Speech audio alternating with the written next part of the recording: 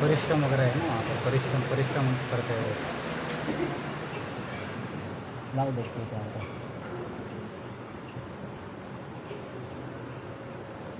थोड़ा थोड़ा हल्के से चालू करेगा ध्यान से मेरा।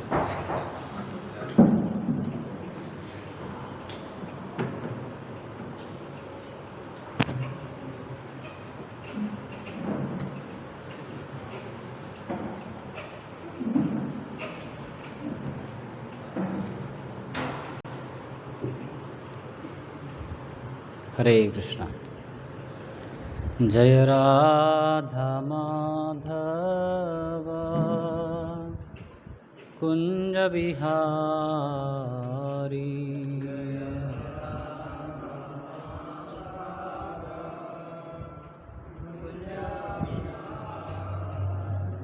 जय राधा माधव कुंज बिहारी,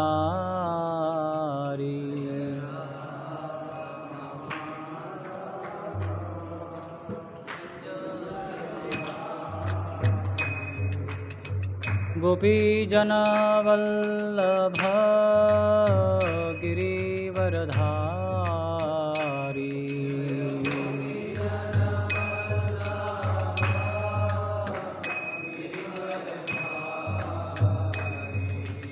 गोपीजन वल्लभ गिरिवरधारी,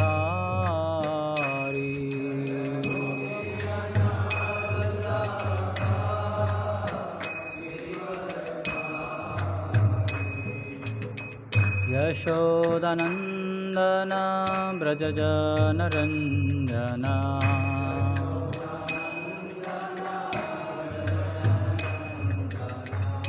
यशोदानंदन व्रजजनरंजना,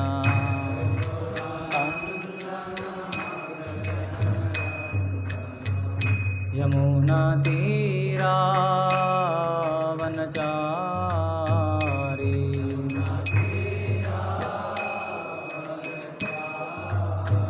यमुना तीरा वनचारी,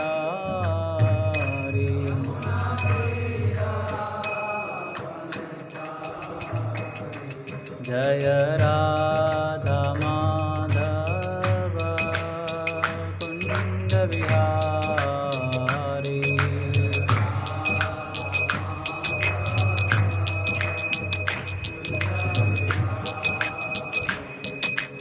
गोपीजन वल्लभ गिरिवरधारी,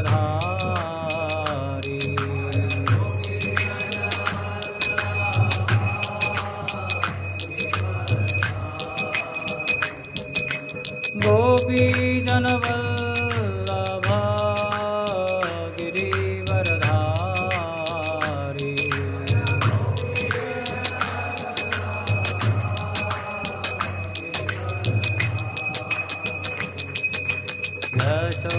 यशोदानंदन व्रजजनरंजना,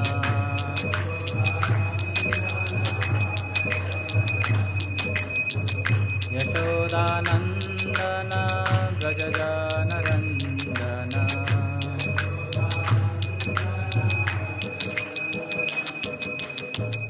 यमुना तीरा वनचारी,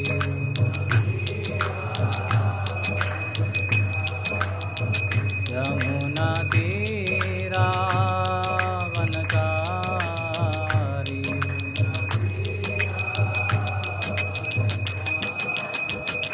जय राधा माधव कुंज बिहारी,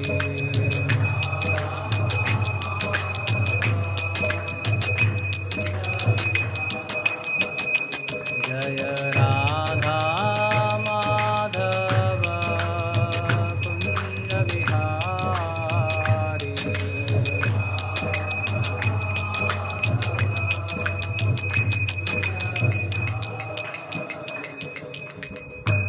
जय ओम विष्णुपाद परमहंस परिव्राजकाचार्य अष्टोत्तर शत Shri Shrimad His Divine Grace Abhay Charanarvind Bhakti Vedanta Swami Srila Prabhupada ki Ananta Koti Vaishnava Vrinda ki Granthara Srimad Bhagavad Mahapuran ki Hitai Gaur Premanande Om Namo Bhagavate Vasudevaya Om Namo Bhagavate Vasudevaya Om Namo Bhagavate Vasudevaya Narayanam Namaskritya Naram Chaiva Narottamam Devim Saraswatim Vyasam Tato Jayamudiraye Nashtaprayeshu Bhadreshu Nityam Bhagavata Sevaya Bhagavatir Uttama Shloke Bhaktir Bhavati Naishtaki Krishnaya Vasudevaya Devaki Nandanaya Cha Nanda Gopakumaraya Govindaya Namo Namaha। हम चर्चा कर रहे हैं ग्रंथ श्रीमद् भागवत महापुराण के दशम स्कंद से अध्याय 57 सत्राजित की हत्या और मणि की वापसी श्लोक संख्या 19। हरे कृष्ण।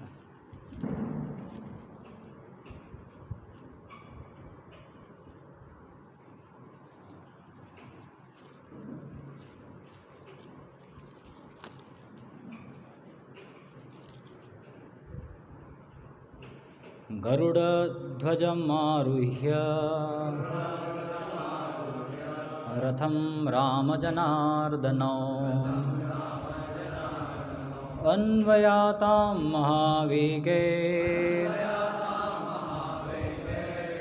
अश्वैराजन् गुरुद्रुहम्। गरुडध्वजमारुह्य रथं रामजनार्दनौ अन्वयातां महावेगे अश्वैराजन् गुरुद्रुहम्। गरुडध्वजमारुह्य रथं रामजनार्दनौ अन्वयातां महावेगे अश्वैराजन् गुरुद्रुहम्।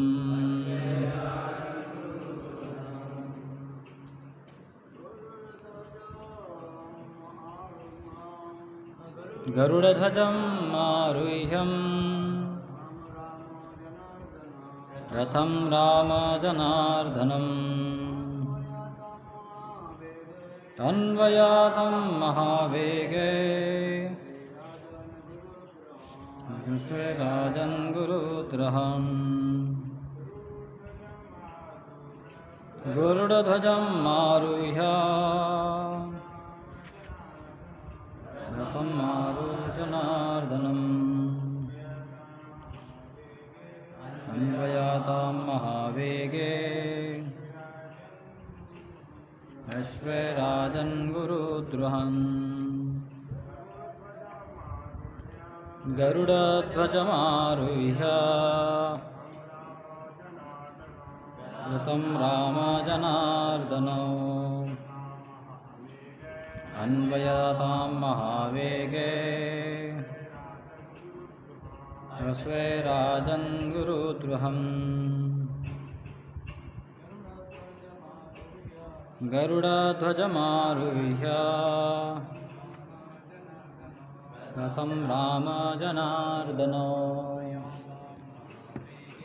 अन्वयातां महावेगे अश्वे राजन गुरुद्रोहन्। शब्दार्थ और अनुवाद कृष्ण कृपामूर्ति अभय चरणारविंद भक्तिवेदांत स्वामी शिल प्रभुपाद जी के शिष्यों द्वारा। गरुड़ ध्वजम, झंडे में गरुड़ चिन्ह वाले,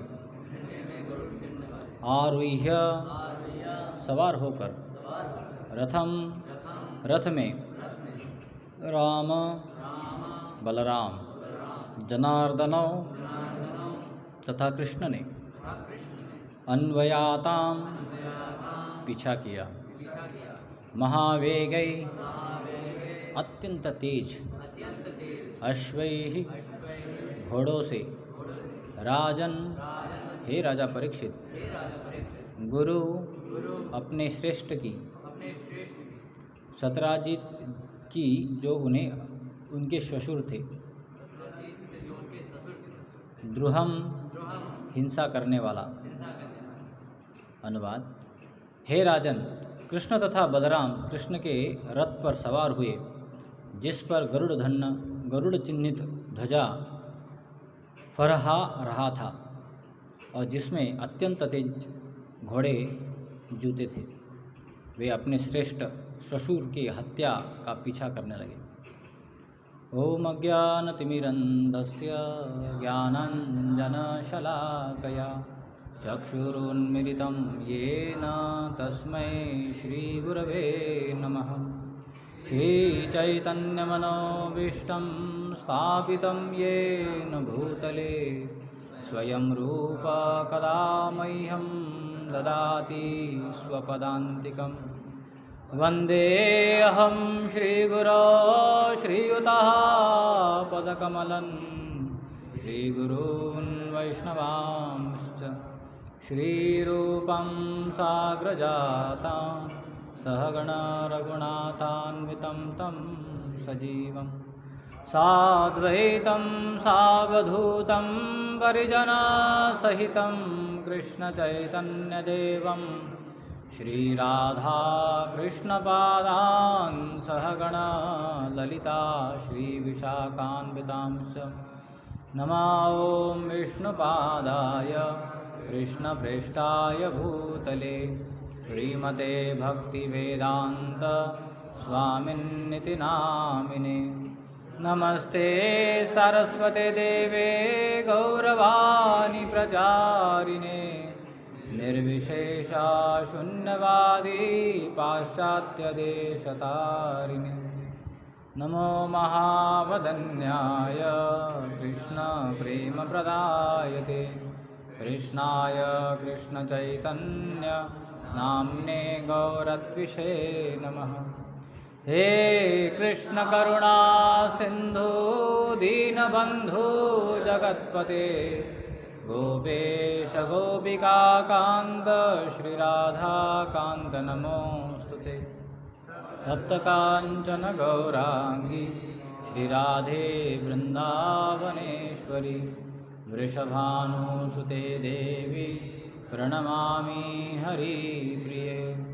वाञ्छाकल्पतरुभ्यश्च कृपा सिन्धुभ्यैव च पतितानां पावनेभ्यो वैष्णवेभ्यो नमो नमः।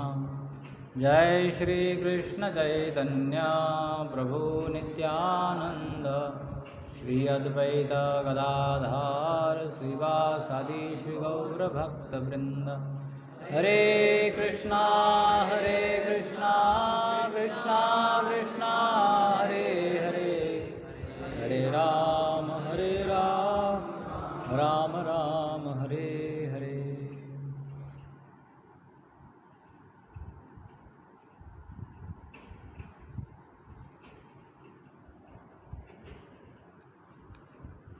हरे कृष्णा। तो बड़ा ही रोमांचकारी प्रसंग चल रहा है। भगवान एक मनुष्य के तरह और एक नायक के तरह, वास्तव में तो ओरिजिनल नायक वही है, उन्हीं के तरह अपनी लीलाओं में पूरी तरह से निमग्न है और इनको समझना दशम स्कंदों को बड़ा कठिन है, क्योंकि यहाँ पर भगवान की हर एक जो एक्शंस, क्रियाएं हैं, उनके कर्म हैं, वो बड़े ही बुद्धि के स्तर पर समझने के लिए बड़ा कठिन होता है।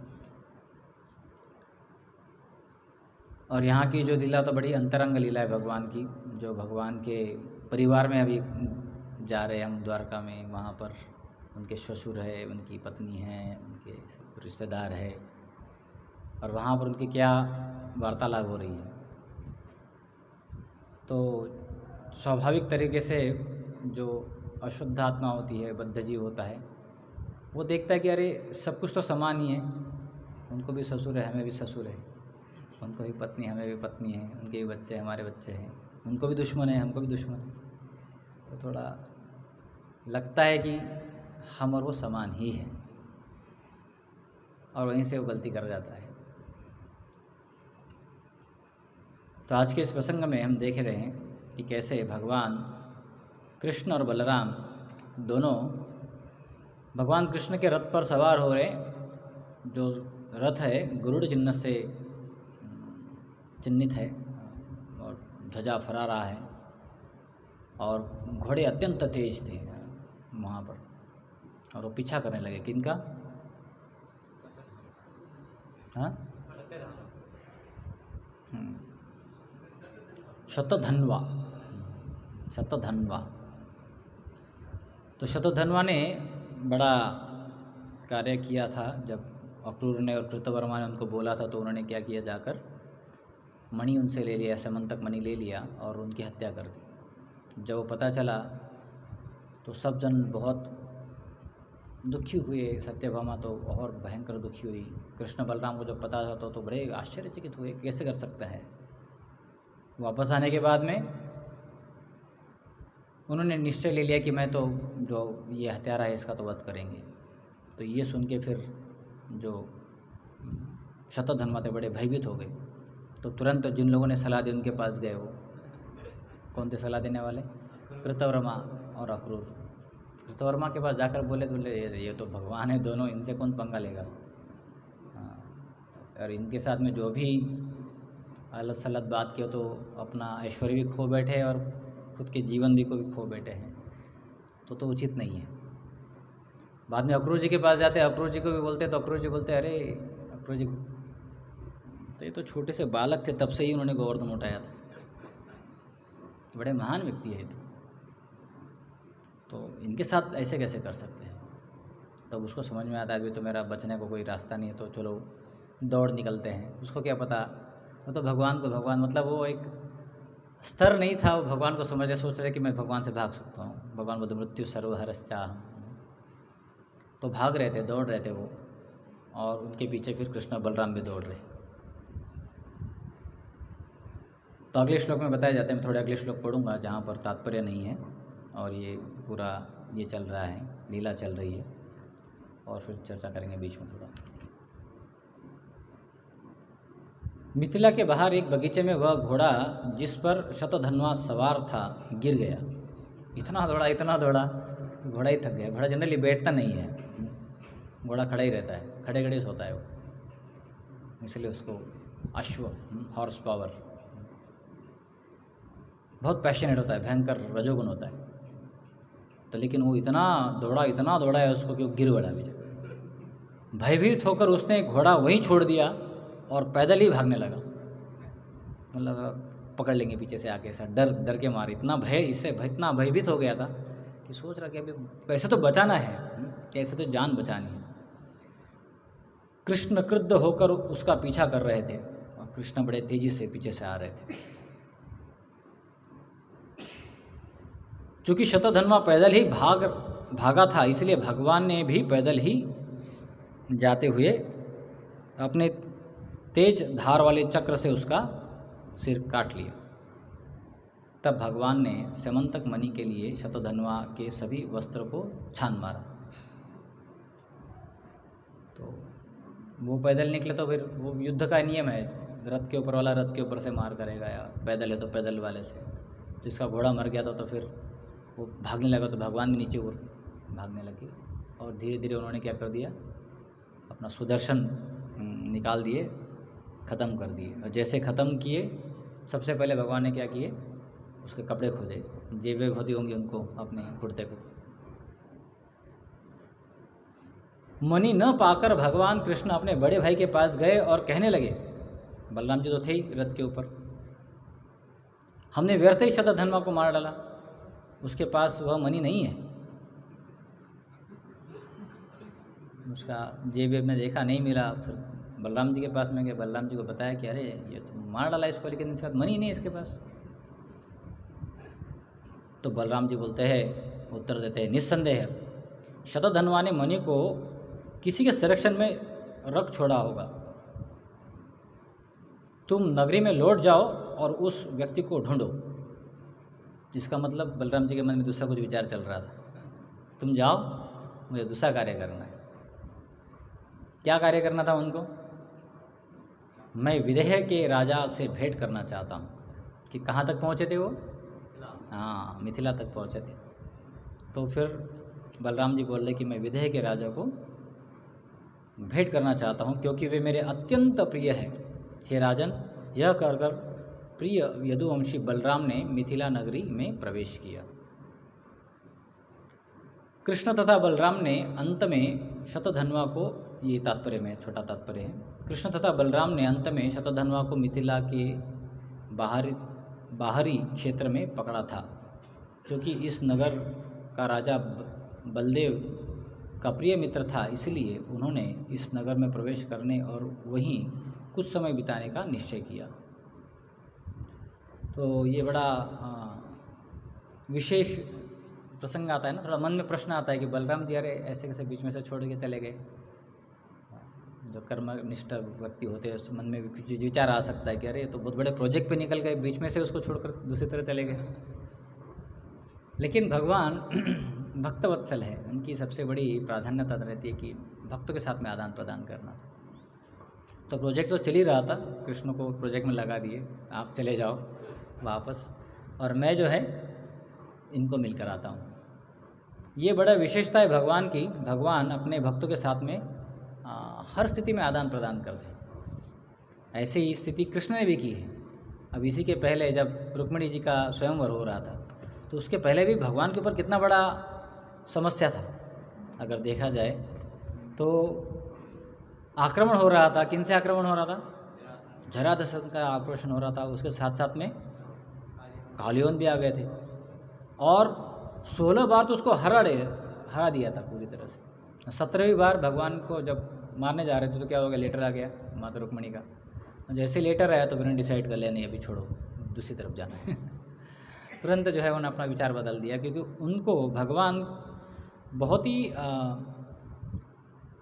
सक्षम है और अटेंटिव, बड़े सतर्क रहते हैं अपने भक्तों के साथ आदान प्रदान करने के लिए।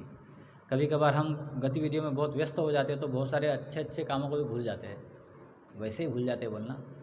हाँ, तो और ज़्यादा बिजी रह जाता तो फिर बहुत सारी चीज़ों को भूल जाते। लेकिन भगवान हर समय में, हर स्थिति में, हर भक्त के बारे में समझते हैं, क्योंकि वो तो हर भक्त के हृदय में परमात्मा रूप स्थित है। उसकी क्या इच्छा है, उसकी क्या आकांक्षा है, उनमें कोई अक्षमता नहीं है। कभी ऐसा नहीं हो सकता कि भगवान ने सोचा कि अरे वो भक्त को तो बड़ा परेशानी है, मैं पहुँच नहीं पा रहा हूँ। ऐसा कभी हुआ है? कभी नहीं हुआ है। भगवान तो अर्जुन के लिए क्या नहीं कर दिए, बोले वो सूर्यास्त हो रहा था, सूर्यास्त को भी रोक दिए उन्होंने। हाँ, और भगना अपने अर्जुन के पूरे वचन को पूरा कराया वहाँ पर। क्या नाम था उनका, उसको ख़त्म किए, जयद्रथ को मार डाले पूरी तरह से वहाँ पर। तो भगवान भक्तों के साथ आदान प्रदान करने के लिए, भक्तों की संरक्षण करने के लिए बहुत ही तत्पर रहते हैं, और इसलिए भगवान के इस गुण को बड़ा ही प्रशंसित किया जाता है। सुखदेव गोस्वामी बोलते हैं, अहो बकीयम स्तनकालकूटम जिघाम सयापाय यदप्य साध्वी लेवे गतिम धात्री उचितम तत्वन्यम कंबा दयालु शरणम व्रजेम। भगवान से ज़्यादा इतना भक्तवत्सल कौन हो सकता है? उनकी शरण में क्यों ग्रहण नहीं करूं? जो व्यक्ति स्वयं भगवान के ऊपर स्तन कालकूटम पूरा जहर लेकर आए थे उनको मार डालने के लिए, जिघाम से आ पाए दप्य साध्वी, लेकिन उनको भगवान ने क्या किए, ये देखा कि यह तो मेरी सेवा करने के लिए आई है, लेकिन बड़े ही दुष्ट स्वभाव से आई है, लेकिन एनीवे मैं सेवा स्वीकार कर लेता हूँ उनकी। तो तुरंत जो है उनको आध्यात्मिक जगत में उन्होंने धात्री का स्थान दे दिया, माता पुतना को, माता बन गई उधर उनकी भगवान। तो ये बड़ा ही विशेष भगवान का आदान प्रदान होता है। भगवान बड़े ही विशेष रूप से एक्ट करते हैं अपने भक्तों के साथ में। और ये सब लीला देखते हुए हमारे मन में बड़े प्रश्न आ सकते हैं, इसलिए पहले ही प्रथम स्कंद में ही, अभी तो दशम स्कंद में आ गए, लेकिन लगभग हजारों श्लोक पहले 20 श्लोकों में ही भगवान के बारे में बता रहे हैं। जब उनको प्रश्न पूछे गए थे सुखदेव गोस्वामी को, सुत गोस्वामी को, वो कहते हैं कृतवान किल कर्माणि सह रामेण केशवः अतिमर्त्यानि भगवान गूढ़ कपट मानुष। तो अभी यहाँ पर समझ में आता है कि कैसे भगवान की जो लीलाएं है, ये पहले ही उन्होंने सूत्र रूप में बताया था। भगवान श्री कृष्ण ने बलराम सहित मनुष्य की भांति क्रीड़ाएं की और इस प्रकार से प्रसन्न रहकर उन्होंने अनेक अलौकिक कृत्य किए। तो ये जब लीलाएं घट रही है तो इस समय में हमें इन श्लोकों का ध्यान होना बड़ा महत्वपूर्ण है। अगर इन श्लोकों के बारे में नहीं समझेंगे, इनके माध्यम से, इनके दृष्टि से हम देखेंगे ही नहीं, तो भगवान को पुनः हम सामान्य मनुष्य की तरह समझेंगे और उनके कार्यकलापों के ऊपर उस तरह से प्रश्न उठेंगे, डाउट आएंगे और उनको हम शरणागत जाने के लिए 2 बार और सोचेंगे कि जाना है या नहीं जाना है। लेकिन ये जब डाउट्स ख़त्म हो जाते हैं तब व्यक्ति जो है पूरी तरह से भगवान की सेवा में लग जाते हैं। तो यहाँ पर भगवान के बारे में बताते हैं, तात्पर्य में प्रभुपाद जी लिखते हैं, श्री कृष्ण या भगवान पर मानव विकास तथा पशु विकास के सिद्धांत लागू नहीं होते। तो मतलब एंथ्रोपोमॉर्फिज्म एंड जूओमॉर्फिज्म प्रभुपाद देखते हैं अंग्रेजी में, मानव विकास और ये बोलते, मतलब एट्रीब्यूशन ऑफ ह्यूमन कैरेक्टरिस्टिक्स और बिहेवियर टू गॉड, कि लोग ऐसे करते हैं भगवान भी ऐसे करते हैं, ऐसा सोचना, भगवान के विचारों को, मनुष्य के विचारों को, उनके छवि को भगवान के ऊपर जोड़ना, ये गलत हो जाता है। वैसे जूओमॉर्फिज्म, हैविंग और रिप्रेजेंटिंग एनिमल फॉर्म और गॉड ऑफ एनिमल फॉर्म। तो ये मनुष्य के साथ में व्यवहार करते हुए जो परसेप्शंस इकट्ठे होते हैं, उन विचारों को, उन विचारधाराओं को भगवान के ऊपर जोड़ना, ये भगवान की भगवत्ता से हमको दूर रखता है और इसी के कारण हम भगवान को समझ नहीं पाते हैं। चूँकि भगवान राम, भगवान कृष्ण तथा भगवान चैतन्य महाप्रभु को प्रमाणभूत शास्त्रों में बताए गए संकेत के आधार पर ऋषियों तथा मुनियों ने भगवान के रूप में पहचाना, अतएव अनेक धूर्त व्यक्तियों ने अपने खुद को अवतारों की सृष्टि करा ली। यहाँ पर जो सभी महान ऋषिगण हैं, इन्होंने शास्त्रों के आधार पर, प्रमाणों के आधार पर यह समझ लिया कि कृष्ण और बलराम साधारण मनुष्य नहीं हैं, इसलिए वो कह रहे हैं यहाँ पर कृतवान कल कर्माणि सह रामेण केशवा अतिमर्त्यानि भगवान गूढ़ कपट मानुष। लेकिन वहाँ पर नैमिषारण्य बैठ में कुछ लोगों ने बोला था कि ये कृष्ण बलराम भगवान है, तो हम भी बोल सकते हैं ये भगवान है। इस तरह से चालू हो गया। प्रभुपाद जी बोलते हैं कि खास करके बंगाल में तो बहुत भगवान होते रहते हैं, थोड़ा कोई जादू दिखाओ और सोचते कि हम ही भगवान हैं, थोड़ा कुछ विशेष सिद्धि प्राप्त करो, सोचते हैं हम भगवान हैं। लेकिन वास्तव में भगवान की फैक्ट्री, प्रभुपाद जी बोलते कि भारत में विशेष करके भगवान की फैक्ट्री लगी हुई है। हर तीसरे दिन, हर दूसरे दिन, हर दिन भगवान यहाँ पर उत्पन्न होते हैं। लेकिन वास्तव में व्यक्ति भगवान नहीं हो सकता है, व्यक्ति भगवान का दास हो सकता है, क्योंकि गुणात्मक रूप से अगर भले ही हम समान हैं भगवान से, लेकिन संख्यात्मक रूप से हम बहुत ही क्षुद्र हैं, बहुत ही छोटे हैं, अणु हैं, भगवान विभु है। तो ये फर्क जानना बड़ा महत्वपूर्ण है। और भक्त लोग ये फर्क जानते हुए जब भगवान की लीलाओं को आस्वादन करते हैं, समझने का प्रयास करते हैं, तब उनको भगवान के इतने सारे दिव्य गुण तुरंत समझ में आ जाते हैं। कोई व्यक्ति आ जाए और यहाँ पर झाड़ू लगा दे मंदिर में आकर, तो कोई कुछ बोलेगा नहीं, बोला ठीक है भगवान की सेवा कर रहा है।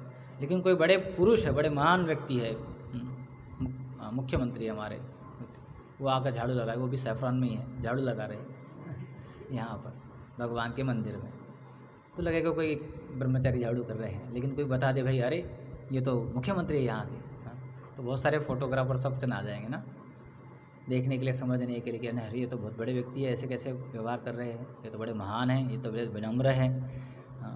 वही गुण बाकी सबके में भी हो सकते थे, लेकिन उनके पास में वो ऑपुलेंस है, इसके कारण उनके उस गुण को, उनके उस क्रिया को बहुत ज़्यादा महत्व दिया जा रहा है। तो ऐसे ही भगवान जो कि पूरे ऐश्वर्य के स्वामी हैं, भगवान है वो, लेकिन वो जब ऐसे कार्य में लग जाते हैं तो भक्त लोग जो है उनको सुनकर बड़े प्रभावित हो जाते कि ये भगवान इतने दयालु कैसे हो सकते हैं, भगवान इतने स्नेह रूप से आदान प्रदान कैसे करते हैं। तो भगवान का स्नेह रूप में आदान प्रदान करने का जो सिलसिला है वो हमेशा की तरह चलते रहता है। और भगवान जो है अपने भक्तों के साथ में नाना प्रकार की लीला ऐसे करते हैं। तो चूँकि चंदन लीला का महोत्सव चल रहा है, तो हमें भगवान के यहाँ के आदान प्रदान के बारे में भी चर्चा करनी चाहिए। तो चैतन्य महाप्रभु स्वयं भगवान के इस आदान प्रदान को देखकर बड़े चकित हो जाते हैं कि कैसे भगवान अपने भक्तों के साथ में आदान प्रदान करते हैं। और ये समझने के बाद में वो प्रशंसा करते माधवेंद्रपुरी पाद जी की, बोलते माधवेंद्रपुरी कितने कितने भाग्यशाली थे। वो कहते हैं श्रीमुखे माधवपुरी अमृत चरित भक्तगणे सुनाइया प्रभु करे आस्वादित। प्रभु कहे नित्यानंद करह विचार पूरी सम भाग्यवान जगते नहीं यार। दुग्धदान छले कृष्ण जारे देखा दिल 3 बार स्वप्न आसी जारे आज्ञा कैल। जार प्रेम वश हया प्रकट हैल सेवा अंगीकार करी जगत तारिल। जार लागी गोपीनाथ क्षीर कैल चुरी अतएव नाम हैल क्षीर चोर हरि। कर्पूर चंदन जार अंगे चढ़ाइल आनंदे पुरीर गोसाईर प्रेम उथालिल। म्लेच्छ देशे कर्पूर चंदन आनिते नंजाल पूरी दुख पाइबे इहा जानिया गोपाल। महादयामय प्रभु भक्त वत्सल चंदन परि भक्त श्रम करिल सफल। पुरीर प्रेमेर पराकाष्ठा करह विचार अलौकिक प्रेम चित्ते लागे चमत्कार। परम विरक्त मौनी सर्वत्र उदासीन ग्राम्य वार्ता भये द्वितीय संगहि। हेन जन गोपालेर आज्ञामृत पाइया सहस्त्र कोश आसी बुले चंदन मागिया। तो यहाँ पर चैतन्य महाप्रभु प्रशंसा कर रहे माधवेंद्रपुरी पाद के दिव्य प्रेमा भक्ति की और भगवान के भक्तवत्सलता की। वो कह रहे हैं कि महादयामय प्रभु भक्त वत्सल चंदन परि भक्त श्रम करिल सफल। भगवान अत्यधिक दयालु है और अपने भक्तों से अनुरक्त रहते हैं। अतएव जब गोपीनाथ को चंदन का लेप लगाया गया तो माधवेंद्रपुरी का श्रम सार्थक हो गया। तो यहाँ पर भगवान के जो सुंदर आदान प्रदान है इसके बारे में माधवेंद्रपुरी की बारे साथ चर्चा कर रहे हैं। तो जब वो माधवेंद्रपुरी के चरित्र के बारे में चैतन्य महाप्रभु गोपीनाथ जी के मंदिर में रेमुना में गए थे तो याद करने लगे और वो भक्तों को सुनाने लगे।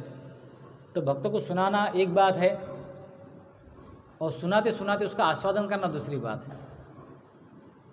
वो ज़्यादा महत्वपूर्ण है आस्वादन करना। तो चैतन्य महाप्रभु सुना तो रहे थे, लेकिन स्वयं से भी बहुत आस्वादन कर रहे थे। कितने सुंदर है ये माधवेंद्रपुरी, कितना प्रेम है इनका भगवान के प्रति, और भगवान भी कितने भक्तवत्सल है कि इन्होंने ये भी कार्य कर लिए। तो नित्यानंद प्रभु बाजू में खड़े थे, तो नित्यानंद प्रभु को बोलते हैं कि थोड़ा विचार तो करो कि पुरी जैसे कोई भाग्यवान हो सकते हैं क्या, और ऐसा मन में प्रश्न क्यों आया। वो कहते हैं कि माधवेंद्रपुरी इतने भाग्यशाली थे कि भगवान साक्षात उनके समक्ष दूध देने के बहाने प्रकट हो गए। तो भगवान का डायरेक्ट कनेक्शन है माधवेंद्रपुरी के साथ में। जब माधवेंद्रपुरी पूरे भ्रमण कर रहे थे और परिक्रमा कर रहे थे गोवर्धन जी की, तो शायद गोपाल जी उन्हीं के ऊपर मेडिटेट कर रहे थे कि मेरा भक्त आया है। और जैसे ही वो वहाँ पर गोविंद कुंड पर बैठ गए, तो भगवान जो है तुरंत बाहर आ गए छोटे बालक के रूप में और दूध लेकर आए। पता था 3 दिन से कुछ खाया नहीं, दूध ला कर देते हैं और उनको बोलते हैं कि जल्दी जल्दी दूध पियो, मुझे जाना है, मेरा बर्तन लेने वापस आ जाऊँगा, जल्दी पी लेना। और माधवेंद्रपुरी सोचते कि अरे आपको कैसे पता कि मैं भूखा हूँ। बोलते नहीं, यहाँ पर कुछ ब्रज की स्त्रियाँ थी, उन्होंने बताया, पानी भरने के लिए आई थी, उन्होंने देखा, बता दिया कि आपने कुछ खाया नहीं, तो मैं सोचा ले आऊँ। हमारे गांव में वैसे भूखा कोई नहीं रहता है, मैं हर एक किसी को दूध प्रोवाइड करता हूँ, तो आप दूध पी लीजिए, जल्दी जल्दी कीजिए, मुझे और गाय को धोने के लिए जाना है, मैं वापस आऊँगा। तो इस तरह से भगवान प्रदान किए। और भगवान ने जब उनका देखा तो माधवेंद्रपुरी ने जब उनको देखा तो बड़े आकृष्ट हो गए उनके प्रति कि अरे ये बालक कितना सुंदर, कितना मोहक। और भगवान को कृतज्ञता व्यक्त करते हुए सोचा कि बालक लाया है, दूध पी लिए। भगवान को समझ नहीं पाए थे उस समय वो, और रात भर नाम जप कीर्तन करते रहे। ऐसा नहीं कि बहुत थक के दूध पी लिए तो और थोड़ा सो गए, नहीं, और नाम जप किए। बड़े ही वो भगवान के प्रति अपना भाव व्यक्त कर रहे थे। और सुबह सुबह का जब समय था, रात भर पूरा नाम जप करने के बाद में भोर के समय में धीरे से उनको एक झपकी आई ऐसे, तो उस समय भगवान के स्वप्न में आ गए, बोले उठो, मैं वहाँ ऊपर पड़ा हूँ खाई के अंदर, झाड़ी के अंदर, बहुत गर्म हो रहा है, मुझे निकालो वहाँ से, गांव में जाओ, सब लोगों को बुलाओ और वहाँ से मुझे बाहर निकालो। बाहर निकालने के बाद मुझे अच्छा स्थापन करना, मठ बनाना, मेरे लिए अच्छा मंदिर बनाओ, और वहाँ पर मेरा अभिषेक कराना, मुझे बहुत पानी से नहलाना, अच्छे से अभिषेक कराना, क्योंकि मुझे बहुत गर्म हो रहा है। उठते हैं तो पता चलता है कि अरे ये स्वप्न में तो वही बालक आया था जो दूध देने आया था। तो ये सोचकर पुनः मूर्छित हो जाते हो, अरे मैंने भगवान को पहचाना नहीं, भगवान यहाँ पर आए थे। मूर्छित हो जाते पूरी तरह से। पुनः उठते हैं कि बोलते अरे नहीं, अभी भगवान ने कुछ आदेश दिया है, मुझे कुछ तो करना चाहिए। तुरंत जो है उठकर, ये भक्तों का स्वभाव होता है ना, निज दुख विघ्नादि ना करे है विचार।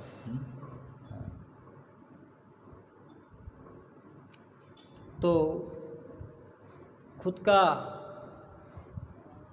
भाव भी उनको बीच में आ रहा था, भगवान की सेवा के बीच में। बोले नहीं नहीं नहीं, हटो, पहले सेवा करने जाओ। तो तुरंत वो निकले, वहाँ के गाँव के लोगों को इकट्ठा करके लाए और वहाँ पर गए, गोपाल जी को बाहर निकाले, गोपाल जी को स्थापित किए, गोपाल जी की अभिषेक किए, बहुत सैकड़ों पानी लेकर आए थे, वहाँ से बर्तन लेकर आए थे, घड़े लेकर आए थे। और उसके बाद में वहाँ के गांव के लोगों ने उत्साह के साथ में पूरा भोग लेकर आए, भोग लगाए भगवान को, और बहुत बड़ा 56 भोग का अन्नकूट का फेस्टिवल हो गया। सब जन खुश हो गए। बाद में माधवेंद्रपुरी सबको प्रसाद भी बांटे, सबको बांटे, ब्राह्मणों को खिलाए, वैष्णव को खिलाए, बाद में तो पशु पक्षी सबको खिलाए। और दिन जब ख़त्म हो गया तो माधवेंद्रपुरी ने थोड़ा दूध का कुछ प्रिपरेशन था वो लिया था, और कुछ नहीं लिया। स्वयं बहुत ये कर रहे थे, तपस्या कर रहे थे, लेकिन भगवान के लिए पूरा, और भगवान के भक्तों के लिए पूरा सेवा में उसका भाव था। आगे बोलते हैं वो, यार प्रेमे वश हैया प्रकट हैला, सेवा अंगीकार करी जगत तारिला। तो गोपाल किस लिए आए? 2 कारण के लिए।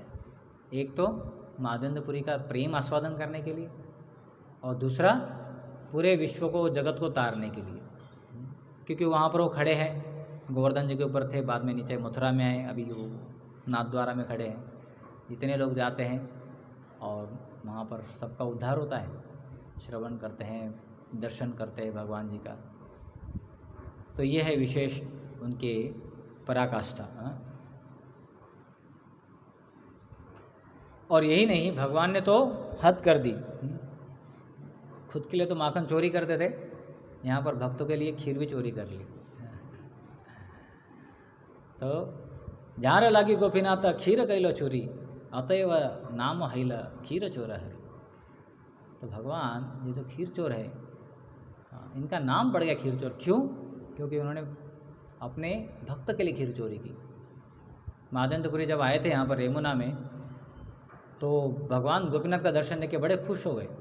और उतने में उन्होंने देखा कि पुजारी जो है एक पात्र में 12 बर्तन लेके जा रहे हैं, उसमें खीर रखी है और वो भगवान को अर्पण करने जा रहे हैं। तो अभी अभी तो मंदिर बनाकर आए थे गोपाल जी का वहाँ पर वृंदावन में, तो मन में विचार आया कि अरे ये क्या भोग लग रहा है भगवान को, ऐसा भोग अगर मुझे थोड़ा चखने को मिल जाएगा तो मैं भी बना दूंगा अपने गोपाल के लिए। और ऐसा विचार आते से मन में ग्लानि होगी कि अरे भगवान को भोग भी नहीं लगा है और मैं सोच रहा हूँ ऐसे। तो तुरंत उन्होंने जो वहाँ पर मतलब रिपेंट, पश्चाताप हुआ और तुरंत भगवान का नाम लेते हुए भगवान का मंदिर छोड़कर वो बाजार में चले गए आराम करने के लिए। रात्रि का समय हो गया था, वहाँ जाकर आराम कर रहे थे और रात काफ़ी हो गई। तो रात में सुनाई दिया माधवेंद्रपुरी, माधवेंद्रपुरी नाम सुनाई दे रहा था। बोला अरे यहाँ पे कौन जानता है हमें। तो ये उठे, बोले कौन पुकार रहा है हमारा। तो बोले मैं पुजारी हूँ गोपीनाथ जी का, गोपीनाथ जी ने आपके लिए खीर भेजी है। बोले अच्छा, गोपीनाथ जी ने खीर भेजी है, कैसे? बोले मैं सपने में सो रहा था मैं, तो जाके मैं सेवा सब खत्म किया, जाके सो गया। भगवान मेरे स्वप्न में आए, बोलते कि जाओ मैंने एक खीर का घड़ा जो है वहीं पर छोड़ दिया है और वो पर्दे के पीछे मैंने रखा है, क्योंकि आप उसको ना लेके जाओ, मैंने वो माधवेंद्रपुरी के लिए रखा है, तुरंत आओ और लेके जाओ। बोले सपना था, मुझे लगा सच नहीं है, लेकिन फिर भी भगवान का स्वप्न तो जाके चेक करने के लिए नया धोया, रात में ही चला गया अंदर ऑल्टर के अंदर। जाके देखा तो पर्दे के पीछे सही में एक मटका रखा था, उसमें खीर भी रखी थी और भगवान ने आदेश दिया जाओ गोपीनाथ माधवेंद्रपुरी को दो। तो मैं चिल्लाते हुए आया माधवेंद्रपुरी, माधवेंद्रपुरी। ये तो बड़े गदगद हो गए। हाँ, ऐसे बताते हैं माधवेंद्रपुरी ने खीर तो खाई लेकिन मटका भी खाया। मटके को थोड़ा मट्टी खाते थे, याद करके भगवान ने यही मटका मेरे लिए चोरी किया है। तो कितना स्नेह है भगवान के प्रति, कितना आदान प्रदान है भगवान के प्रति। जार लागी गोपीनाथ खीर कैल चोरी, अतएव नाम हैल खीर चोर हरि। और उसके बाद में इतना ही नहीं, भगवान को कितनी चिंता माधवेंद्रपुरी की। अब पता था कि चंदन तो मिल गया है, जब वो गए यहाँ से फिर आगे ये सोचते कि भाई वहाँ पर लोग बहुत पहचान लेंगे तो अभी जल्दी जाना चाहिए यहाँ से। वैष्णव लोग जो है नाम प्रतिष्ठा नहीं चाहते हैं। जगन्नाथपुरी गए, वहाँ पर तो पहले ही उनकी ख्याति पहुँच गई थी। बोले चलो ख्याति हो गई तो भी सेवा में लगा देते हैं। तो उन्होंने फिर चंदन जो है मांगा, चंदन लेकर वापस आ रहे थे। तो वापस आते थे, वापस गोपीनाथ जी के पास में इतना बड़ा अच्छा आदान प्रदान होगा भगवान के साथ। यहाँ आने के बाद में पुनः स्वप्न आया भगवान का, गोपाल जी का। बोलते कि वो जो चंदन है वो लगाओ आप गोपीनाथ जी को, मुझे पूरी संतुष्टता मिल जाएगी। और ये भगवान ने ऐसा आदेश क्यों दिया? म्लेच्छ देश कर्पूर चंदन आनी ते जंजाल, पूरी दुख पावे यहाँ जानिए गोपाल। मुसलमानों द्वारा शासित भारतीय प्रांतों में चंदन तथा कर्पूर लेकर यात्रा करना अत्यंत असुविधाजनक था। इसके कारण माधवेंद्रपुरी कष्ट में पड़ सकते हैं, यह गोपाल विग्रह को ज्ञात हो गया था। कितने सतर्क है भगवान भक्तों की सेवा के लिए। गोपाल जी ने सोचा कि अरे ये इनको कहाँ मैं समस्या में डाल दिया। भक्त तो उनको तो कोई याद ही नहीं, मुझे आज्ञा मिल गई। आगे बोलते हैं, क्या बोलते हैं?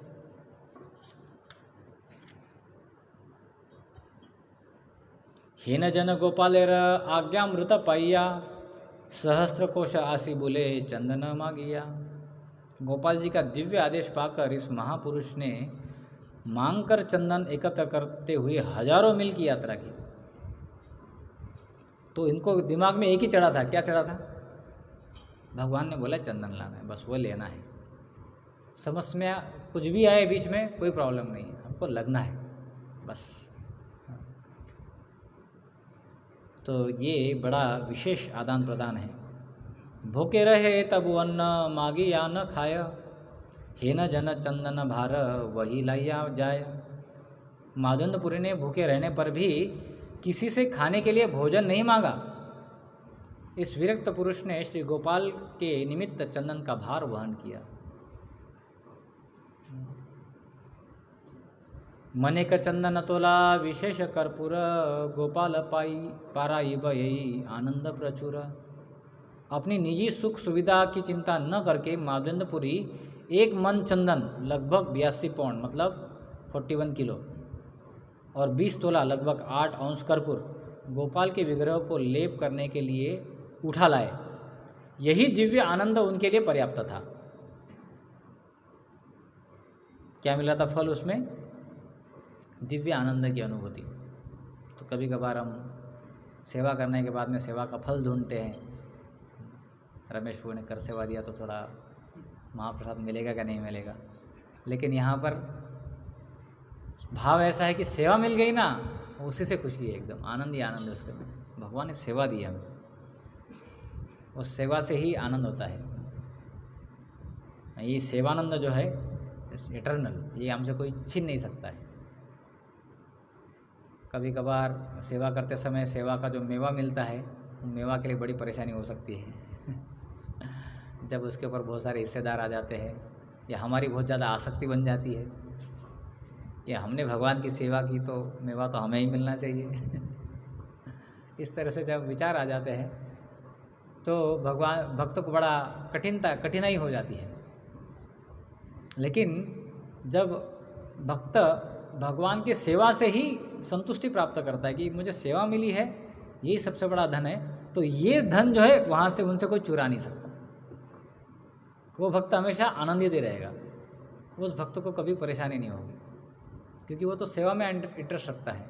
और भगवान ऐसे भक्तों को बार बार सेवा देते हैं क्योंकि वो उनकी भक्ति को चाहते हैं, उनके प्रेम को चाहते हैं। तो उनको और ज़्यादा एम्पावर करेंगे भगवान, बोले तुम आपने बहुत सेवा की और ले लो।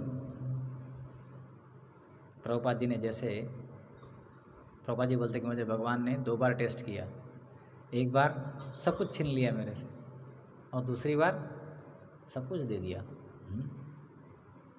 उस ज़माने में प्रभुपाद जी बोलते हैं कि अगर आपको अंग्रेज सर्वेंट रखना है, इंग्लिश सर्वेंट, तो मोतीलाल नेहरू उसको 10 टाइम्स ज़्यादा सैलरी दे देते, ये दिखाने के लिए कि मैं बहुत बड़ा आदमी हूँ।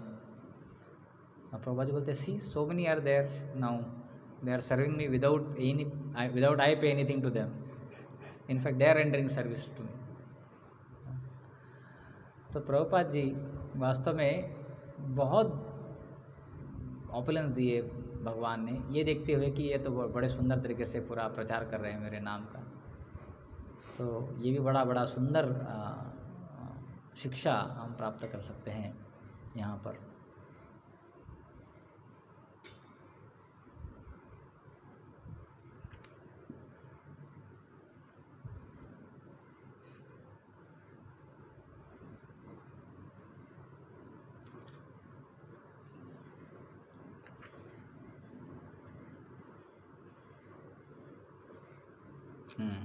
ये श्लोक पढ़ते हैं।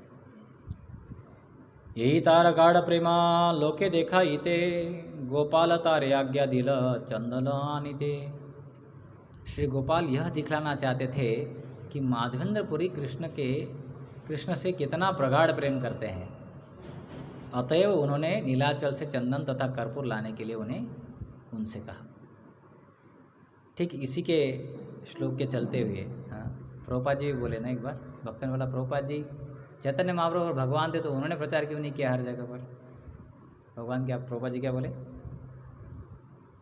भगवान चाहते थे कि वो क्रेडिट मुझे मिले, यहाँ पर हमको देखते हैं कि गोपाल जी भी चाहते थे कि क्रेडिट जो है पता चले लोगों को कि इनके हृदय में कितना प्रगाढ़ प्रेम है। तो भगवान भक्तों को जब सेवा देते हैं तो दो कारण से, एक तो उनके साथ आदान प्रदान करने के लिए और दूसरा भक्तों के गुणों का महिमा करने के लिए कि मेरे भक्त कितने विशेष है, ये कितने सुंदर तरीके से सेवा कर रहे हैं और इनका मेरे प्रति कितना प्रेम है, ये लोगों को दिखाने के लिए। प्रभुपाद जी के ये जो भयंकर प्रयास है भगवान की इस संस्था को, भगवान के प्रेम को बांटने के लिए, उसको देख देख के, उनको सुन सुन के तो हमको और भक्ति मिलती है, हम भी थोड़े प्रेरित हो जाती है, कुछ तो करना चाहिए हमें भी। जय ग्रंथराज श्रीमद् भागवत महापुराण की, श्रील प्रभुपाद की जय, गौर प्रेमानंदे।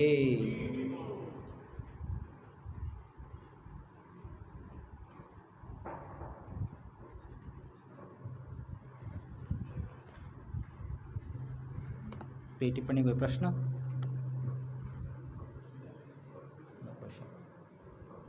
आलोक प्रभु, योगेश चंद्र प्रभु, दो ही लेते हैं। हरे कृष्ण प्रभु। हरे Krishna. Thank you Prabhu for explaining so nicely regarding Bhakta Rasata. One question was coming Prabhu कि ये सतधन जो था, शतधन्वा, सतधन्वा, so ये द्वारिका का ही रेसिडेंट था। यस। So और लॉर्ड को हमेशा देखता रहता था और द्वारिका में रहना मतलब ये was devotee only, द्वारिका में रहना। तो when he did some mistake, जैसे apparently वो influence में आ गया और उसने mistake कर दिया, so but we find that devotee's nature is to take shelter of Lord in all circumstances। तो devotee का वो भगवान का ही शरण लेता है। तो वो इस कृतधर्मा के पास गया और अक्रूर के पास गया, लेकिन भगवान के पास नहीं गया कि भगवान की गलती हो गई है, ऐसे हो गया। he went away from Lord। तो वैसे ही हम अपनी प्रैक्टिकल लाइफ में भी देखते हैं कि कभी कभी हम भक्तों के साथ भी रहते हैं, कुछ मिस्टेक्स भी होती हैं, तो भक्तों के पास जाना चाहिए, लेकिन भक्तों से दूर चले जाते हैं। तो ऐसा क्या सिचुएशन हुआ कि सतधन्वा भगवान से दूर जा रहे हैं, जिससे हम सीख सकें कि हम ना जाएं, हम भगवान के साथ, क्योंकि भगवान भक्तवत्सल है, ही कैन गिव शेल्टर उस कंडीशन। जैसे पूतना का हम एग्जाम्पल देखें कि उनको भी शेल्टर दे दिया। So and he was resident of Dwarka, तो उनको तो एज अ डिवोटी वो हमारा कहना रहता है कि हम भगवान के शेल्टर लें, but what is the situation in which means वो भगवान से दूर जा रहा है?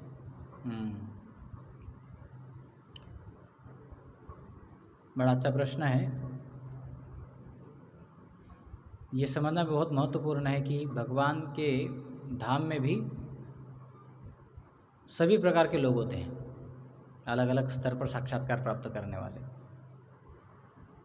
उदाहरण के लिए समझने के लिए जगन्नाथपुरी जाएंगे हम, तो जगन्नाथपुरी को एक साक्षात प्रकट धाम बताया गया है, इनका और कोई दूसरा अबोर्ड नहीं, इधर ही है। लेकिन यहाँ पर जाएंगे तो हमको अलग अलग तरह के लोग दिखाई पड़ते हैं भगवान की सेवा में लगे हुए, जो भगवान को देवी भी मानते हैं, शाक्त मानते हैं, या भगवान को बुद्ध भी मानते हैं या भगवान को परमेश्वर भी मानते हैं, अलग अलग तरीके से भक्त करते हैं। तो भगवान के शुद्ध दिव्य धाम में भी भगवान इतने कृपालु है कि अलग अलग तरह से लोग अलग अलग प्रकार के भगवान की सेवा में रखना चाहते हैं, तो उनको सबको आश्रय देते हैं। उदाहरण के लिए अपने ही मंदिर में भक्त लोग रह रहे हैं, कुछ वर्कर लोग भी रह रहे हैं, वो नाम जप नहीं करते हैं, लेकिन उनको लगता है कि ठीक है, मतलब मंदिर में रह रहे हैं। जब कोई व्यक्ति आता है अकाउंट्स में मुंह में बहुत खैनी डाल के आएगा, कहाँ गया था? तो मंदिर गया था। किस लिए गया था? तो पैसे लाने गया था मंदिर में तो पैसे देने जाना चाहिए। लेकिन समझने का विचार, अलग अलग तरह से लोगों को एक्सेस होता है मंदिर में, अलग अलग तरह से चेतना के आधार पर। तो वैसे ही भगवान के धाम में भी चेतना के आधार पर एक्सेस होता है। और दूसरा महत्वपूर्ण बात, यहाँ पर भागवत में इसका वर्णन आता है। वैसे तो ये भगवान की लीलाएं बड़ी दिव्य है और भगवान के भक्त वो सब दिव्य लोग हैं, इनके ऊपर कुछ टिप्पणी करना कठिन है, लेकिन यहाँ पर इन्होंने पढ़ा था इसलिए हम बता रहे हैं कि जब शातधन्वा ने वो मणि मिला, मिलने के बाद उसने क्या किया? उसने वो खुद का मानकर अक्रूर जी के पास दे दिया था, बोले रखो। वहाँ पर ये क्लियर होता है कि वो मणि को स्वयं का मान रहा था, ये मेरा हो गया अभी।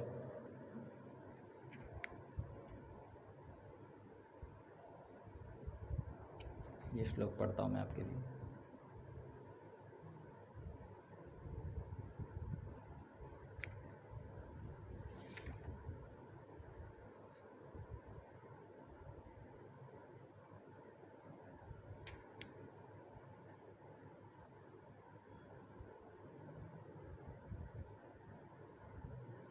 अभी दिखाई नहीं पड़ रहा तुरंत मुझे, लेकिन यहाँ पर वर्णन आता है कि उसने ये सोच के कि ये मणि मेरा है, ये सोच के उनको दिया था, आप इसका केयर करो, और चल भाग दिया था वहाँ पर।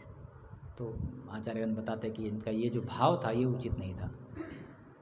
तो वो कृष्ण से आइडेंटिफाई नहीं कर रहे थे, कृष्ण से सेपरेट हो गए थे because of his attachment to the material positions.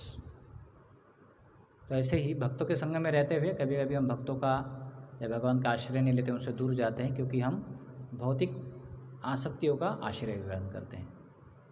Krishna सूर्य सम माया है अंधकार, जहाँ नाही कृष्ण तहाँ माया अधिकार। तो जहाँ कृष्ण को हम भूल जाते तो माया तुरंत अधिकार अपना स्थापित करती है। तो अपने जीवन में भौतिक आसक्तियों के प्रति हमारी जो आसक्ति बढ़ जाती, भौतिक चीज़ों के, भौतिक स्थितियों के, भौतिक व्यक्तियों के प्रति जो आसक्ति बढ़ जाती है, उनके कारण हम ये चैलेंजिंग सिचुएशन में डिसीजन ले सकते हैं कि हमारे हृदय दौर्बल्य के कारण, ये हृदय की कमजोरी के कारण, जो कि हम देखते हैं भगवान जैसे व्यक्तित्व में कभी नहीं होती। भगवान वहाँ पर गए लेकिन तुरंत जो है वैद्यराज के पास चले गए, वो भक्त के साथ आदान प्रदान करने के लिए। हरे कृष्णा। योगेश चंद्र। तो जी जैसे यहाँ पे देख रहे थे हम लोग भागवतपुरी, उनका भगवान के प्रति इतना गहरा प्रेम है, तो उसके कारण उन्होंने भगवान ने जो भी उनको आदेश दिया तो उसको वो बहुत ही गंभीरता से लिए, और जितनी भी उसमें डिफिकल्टीज आई तो वो उसको फेस करते हुए प्रेम के साथ होते उस डिफिकल्टीज को भी like it was expression for him, right. तो वो ही was able to do this service to the lord. लेकिन जैसे हम लोग की लाइफ में ऐसा हो सकता है कि बहुत सारी सिचुएशन ऐसी आ सकती है जहाँ पे जिस वक्त के अंदर में हम सेवा कर रहे हैं और उनके प्रति उतना प्रेम नहीं है, तो फिर उन सिचुएशंस में कैसे हम लोग, क्योंकि बहुत जैसी डिफिकल्टीज आती है तो इमीडिएटली हम लोग ब्रेक लगा देते हैं, तो उन सिचुएशंस में भी हम लोग कैसे वो वैसा भाव डेवलप कर सकते हैं जो भागवतपुरी का भगवान के प्रति है। हाँ, बड़ा महत्वपूर्ण प्रश्न है। तो भक्तों को भक्ति भक्तों से प्राप्त होती है, तो स्वाभाविक तरीके से भक्तों के प्रति अपना स्नेह होता है, और जब प्रेरणा मिलती जाती है तो धीरे धीरे हम ज़्यादा सेवा करते जाते हैं। तो अगर प्रभुपाद जी के साथ में कनेक्शन जुड़ रहा है बहुत सुंदर तरीके से, तो हम सेवा करते हैं। लेकिन मान लीजिए कोई डाउट हो गया है, तो फिर व्यक्ति सोचता है कि नहीं करना चाहिए कि नहीं करना चाहिए, ऐसा मन में विचार आ जाता है। तो हमें सैद्धांतिक स्तर पर इसको और थोड़ा ग्रहण करना होगा कि वास्तव में सब भक्त जो है वो भक्तों का अपने जीवन में आना, ये भगवान की ही कृपा है हमारे ऊपर।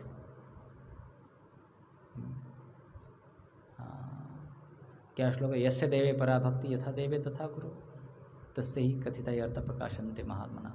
या जैसे ही जीवात्मा शुद्ध मन में विचार लाता है कि मुझे भगवान का आश्रय ग्रहण करना है, शरण लेना है, तो भगवान ही हमारे लिए भक्तों को भेजते हैं अपने जीवन में।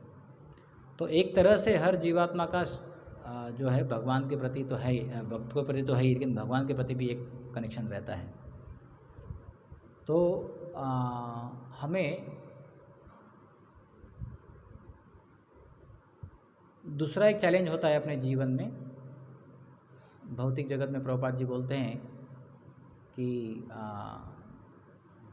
जीवात्मा को शरण जाना बड़ा कठिन जाता है, क्योंकि वो एक्सप्लॉयटेटिव टेंडेंसी से बहुत सफर्ड है। भौतिक जगत में जहाँ जाए उसका शोषण ही किया गया है जीवात्मा का, तो उसके कारण वो डरता है किसी से शरण जाने के लिए। तो ये स्थिति को जानते हुए वो सोचता है, 4 बार मन में विचार आता है और वो सोचता है कि मैं भगवान ही मिलूंगा तो उनको शरण जाऊंगा। लेकिन भगवान हमें कैसे प्राप्त होते हैं? वो जब देखते हैं कि उस तरह का वो आश्रय, श्रद्धा या निष्ठा अपने जीवन में उत्पन्न किया है, अन्यथा वो और भगवान के प्रति अपराध कर सकता है। तो भगवान अपनी माया के द्वारा ही ऐसे स्थितियों को अपने जीवन में ऑर्केस्ट्रेट करते हैं जहाँ पर धीरे धीरे हमारे कर्मशक्ति को फेद बढ़ाने के लिए हमको मौके दिए जाते हैं। और उन मौक़ों को जीवात्मा जब कैपिटलाइज करता है कि हाँ, हर स्थिति में वो भगवान के ऊपर विश्वास बढ़ता जा रहा है, तो वो भगवान के पास में आता है और वो द्वंद्व से बाहर आ जाता है।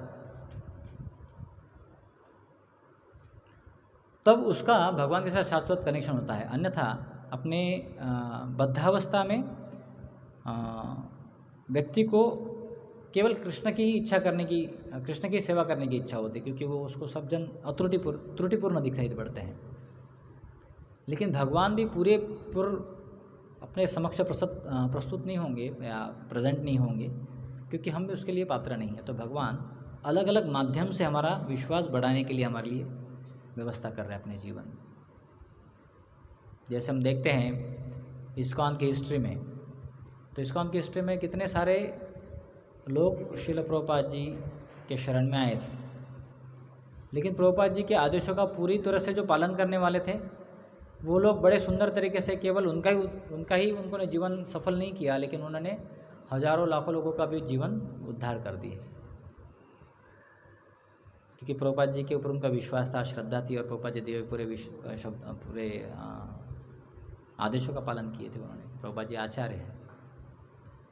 तो उस स्थिति में हम देख सकते हैं काफ़ी लोगों के स्थिति अलग अलग तरीके से अलग अलग थी, क्योंकि उन्होंने पूरी तरह से प्रभुपाद जी के ऊपर श्रद्धा नहीं हुई। प्रभुपाद जी के एक पहलू की तरफ ही एक श्रद्धा हुई थी कि Prabhupada ji was very charismatic, और प्रभुपाद जी वॉज वेरी स्ट्रेट फॉरवर्ड, और प्रभुपाद जी वॉज वेरी बिग मिशनरी, और प्रभुपाद जी वॉज एक्सट्रीमली फिलोसॉफिकल, और प्रभुपाद जी वॉज वेरी वेरी संस्कृत पंडित। हाँ, सो ये अलग अलग पहलू थे प्रभुपाद जी के पूरे जीवन के। और कोई व्यक्ति केवल एक पहलू के ऊपर लटक गया, बोले वो तो पंडित जी है तो हम भी पंडित जी बनना चाहते हैं, तो पंडित जी रह गए वो बनकर, फिर वो भक्ति नहीं कर पाए। लेकिन प्रभुपाद जी ने बोला था कि अगर आपको संस्कृत सीखना तो this much is sufficient, no but I am giving to you, no to get in too much detail. और हमने देखा है एक्चुअली, वास्तव में एक भक्त थे प्रभुपाद जी के शिष्य, हमें पता है, हम ज्ञात है, आपको भी पता है, लेकिन नाम नहीं बताऊंगा। वो उनका बड़ा ज़्यादा विश्वास था आयुर्वेद के ऊपर, तो वो जितना कृष्ण भावना का प्रैक्टिस करते उतना आयुर्वेद का भी प्रैक्टिस करते थे। तो धीरे धीरे फिर प्रचार कार्य में इतना वो शक्ति नहीं रहा, आयुर्वेद में ज़्यादा इंटरेस्ट रहा, लोग फिर ज़्यादा भौतिक चीज़ों के लिए आते रहे, और वो भी शुद्ध भक्ति के ऊपर ज़्यादा एम्फोसाइज नहीं कर रहे हैं। तो धीरे धीरे देन डाइवर्जेंस कम्स। तो हाँ, स्वाभाविक है कि जब पूरी तरह से शुद्ध या पूरी तरह से प्रेम न हो किसी व्यक्ति के साथ, तो हम सेवा करने के लिए हमको मन में हिचक आती है। लेकिन हमें समझना चाहिए कि ये भगवान ने हमारे लिए दी हुई एक टेस्ट है, जिसको हमको शास्त्र के आधार पर, गुरु के आधार पर, वैष्णव के आधार पर आगे बढ़ना है। टेस्ट लेके जाना। And Krishna will reciprocate. In fact जब व्यक्ति को वो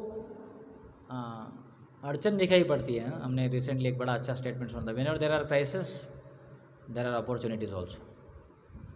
सो when one capitalize on that crisis, he becomes very very great, greatly situated in consciousness also. All right. हरे कृष्णा। श्रील प्रभुपाद की, ग्रंथराज भागवत श्री महापुराण की, निताय गौर प्रेमानंदे।